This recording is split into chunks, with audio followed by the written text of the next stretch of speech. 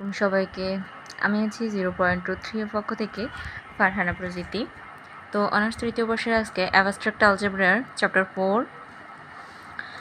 4 theorem 5 শুরু করব আমরা। আমি গত একটি ক্লাসে থিওরিয়াম 1 এবং বেসিক কিছু আলোচনা করেছি। তো আজকে আমরা আপনার থিওরিয়াম 5টা আলোচনা করব, যেটি খুবই গুরুত্বপূর্ণ। দেখুন, এই চ্যাপ্টারের থিওরিয়াম বা ম্যাথ যেগুলা রয়েছে এগুলা কিন্তু ইম্পর্টেন্ট, ঠিক আছে, বাট এগুলা খাতায় লিখে বোঝানোর মতো ওই রকম কিছু না। এখানে জাস্ট মনোযোগ দিয়ে কয়েকবার দেখলেই কিন্তু আমাদের হয়ে যায়। তবুও আমি আপনাদের সুবিধার্থে খাতায় লিখেছি। তো দেখুন, প্রশ্নটা হচ্ছে থিওরিয়াম 5-এর অর্থাৎ উপপাদ্যটা হচ্ছে the order of the element A and A inverse, অর্থাৎ উপাদানের ক্রম হচ্ছে এ এবং এ ইনভার্স। আমাদেরকে দুইটা উপাদানের ক্রম দিয়ে দিয়েছে বা দুইটা উপাদান দিয়ে দিয়েছে, যেটা হচ্ছে এ এবং A inverse of a group G are same. এই দুইটা জিনিস হচ্ছে the order of the element A and A inverse of a group G are same, অর্থাৎ গ্রুপ জি এবং এ কী জানি বলে এটাকে, উপাদানের ক্রমগুলো হচ্ছে সমান, যেটা হচ্ছে order of A equal order of A inverse. মূলত আমাদেরকে এটা প্রমাণ করতে হবে যে order of A equal order of A ইনভার্সটা ইকুয়াল, যে এটা আমাদেরকে প্রমাণ করতে হবে, ঠিক আছে। তো দেখুন, আমি আপনাদের জন্য খাতায় লিখে নিয়েছি, প্রশ্নটা লিখলাম। এরপরে আমরা যেটা প্রমাণের ক্ষেত্রে লিখব সেটা হচ্ছে এই চ্যাপ্টারের সবগুলো প্রমাণের ক্ষেত্রে আমাদেরকে অবশ্যই ধরে নিতে হবে যে জি একটি গ্রুপ, আমাদেরকে বলে দেওয়া আছে জি একটি গ্রুপ, প্রশ্নে জি একটি গ্রুপ, ঠিক আছে। এখন ধরে নিতে হবে জি এর অবেদক হচ্ছে ইটা কি জি এর অবেদক, যার মান হচ্ছে 1, এবং যদি এ বিলংস টু জি হয়, অর্থাৎ জি এর একটি উপাদান হচ্ছে এ হয়, তখন এ ইনভার্স বিলংস টু জি, অর্থাৎ জি এর একটি উপাদান যদি এ হয় তাইলে আরেকটি উপাদান এ ইনভার্স হবে, ঠিক আছে। মানে এটা যদি জি এর একটা উপাদান হয়ে থাকে তাহলে জি এর আরও একটা উপাদান এ ইনভার্সও হতে পারে। তো এখন মনে করি এ এর ক্রমটা হচ্ছে কত, এম, এবং এ ইনভার্সের ক্রম হচ্ছে এন, অর্থাৎ হচ্ছে ক্রমটা কি, ক্রম জিনিসটা হচ্ছে এই যে এ এর উপরে পাওয়ারটা আছে, অর্থাৎ এ যদি এখানে এন থাকে এটা হচ্ছে ক্রম, ঠিক আছে। তাহলে ক্রম জিনিসটা কি, পাওয়ারে থাকবে, ঠিক আছে।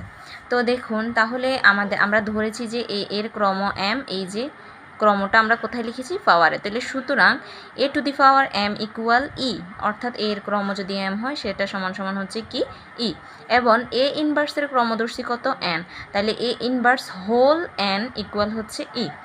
এখন আমরা জানি যে কি কোনো উপাদানের পূর্ণ ঘাতের ক্রম উপাদানের ক্রমকে অতিক্রম করতে পারে না। আমরা কি জানি, কোনো উপাদানের অর্থাৎ এ যদি একটা উপাদান হয় তার পূর্ণ ঘাতের ক্রম, অর্থাৎ এই যে পূর্ণ ঘাতের ক্রমটা উপাদানের ক্রমকে অতিক্রম করতে পারে না, ঠিক আছে। তাহলে এই যে একটা উপাদানের ক্রম, এই উপাদানের ক্রমটা আরও একটা উপাদানের ক্রমকে কি করতে পারে না, অতিক্রম করতে পারে না। অর্থাৎ এই দুইটা হয় সমান হবে, না হলে কি হবে, কম বেশি হবে বা সমান হবে, কম হবে অথবা সমান হবে। যেমন এই যে একটা উপাদান order of A inverse less than equal order of A, যদি এটা হয়, অর্থাৎ আমরা ধরে নিছি যে যদি এটা হয়, অর্থাৎ অর্ডার অফ এ ইনভার্স যদি অর্ডার অফ এ এর চেয়ে কম অথবা কি হয়, সমান হয়, তো কি হবে এরপর আমি দেখাচ্ছি।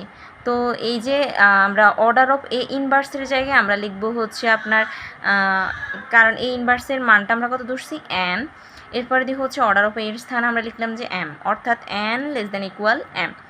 এখন দেখুন, আমরা যদি অন্যভাবে লিখি সেটা হচ্ছে এ ইনভার্স, আমরা জানি যে A inverse to the power N equally, এই যে এখানে পাইছি আমরা। তো এটাকে যদি আমরা এখন দেখুন একটু ক্যালকুলেশন করি তাহলে -1 ইন্টু এন মাইনাস এন হয়ে যাবে। এখন উভয় পক্ষে আমরা কি এ কমন নিছি, এটা গুণ করে নিছি। তো এটা গুণ করলে কি হয়, এখানে দুইটা ভিত্তির পরিবর্তে আমরা একটা ভিত্তি নিছি, এবং এটার পাওয়ার হচ্ছে -n এবং এ এর উপরে হচ্ছে পাওয়ার 1। তো এই দুইটা পাওয়ার কি হয়ে যাবে, যোগ হয়ে যাবে। এই যে আমি যোগ করে দিছি, এবং ই এর মান যেহেতু 1, তো 1 এর সাথে গুণ করলে হবে এ, ঠিক আছে। এখন যেটা করব সেটা হচ্ছে এখান থেকে যদি আমি মাইনাসটা কমন নিই তাহলে থাকে n আর এখানে হয়ে যাবে -1, কারণ কি এটা মাইনাস দ্বারা যদি গুণ করি -n মাইনাসে মাইনাসে +1 হবে, ঠিক আছে। তো গেলে এটা, এরপরে যেটা করব সেটা হচ্ছে এখানে যেহেতু মাইনাসটা আছে আমি যদি এখানে এই মাইনাসটাকে নিয়ে এটাকে আলাদা একটা রাশি বানাই নিই, অর্থাৎ এ ইনভার্স নিয়ে আসলাম এবং উপরে আর বাকি যেটা আছে n-1 সেটা নিয়ে নিলাম, ঠিক আছে, ইকুয়াল হচ্ছে এ। তো এই এ ইনভার্সটা কি, এ ইনভার্সটা তো হচ্ছে কার ক্রম, এ ইনভার্সটা হচ্ছে আপনার n এর ক্রম, কার n এর ক্রম। তো দেখুন এখানে কিন্তু n এর যে ক্রমটা সেটা কি n-1, অর্থাৎ কিন্তু কম আছে, এ এর চেয়ে কম, ঠিক আছে। তাহলে এখানে আমরা লিখতে পারি order of A less than equal order of A inverse, অর্থাৎ এখানে অর্ডার অফ এ ইনভার্সটা বেশি। তাহলে কি হইলো, আমাদের কি দাঁড়াইলো এখন m less than equal n, আর আমরা আগের বারে কি পাইছি n less than equal m, অর্থাৎ তখন পাইছি n ছোট বা সমান, এখন পাইছি m ছোট বা সমান, ঠিক আছে। তাহলে যেহেতু দুটোর ক্ষেত্রে সেম জিনিসটা বা সেম লজিকটা কাজে আসছে, সো আমরা 1 ও 2 হতে পাই m ইকুয়াল n, অর্থাৎ এটাকে এবং এটাকে যদি আমরা যোগ বিয়োগ বা যাই করি না কেন দুইটা কিন্তু সমান আসবে m ইকুয়াল n, যেহেতু একবার এটা বড় আরেকবার n বড়, ঠিক আছে। তাহলে order of A equal order of A inverse, এটা হচ্ছে প্রমাণিত। আপনারা যদি না বুঝে থাকেন আমাকে অবশ্যই কমেন্ট করে জানাবেন। আসসালামু আলাইকুম, ধন্যবাদ সবাইকে।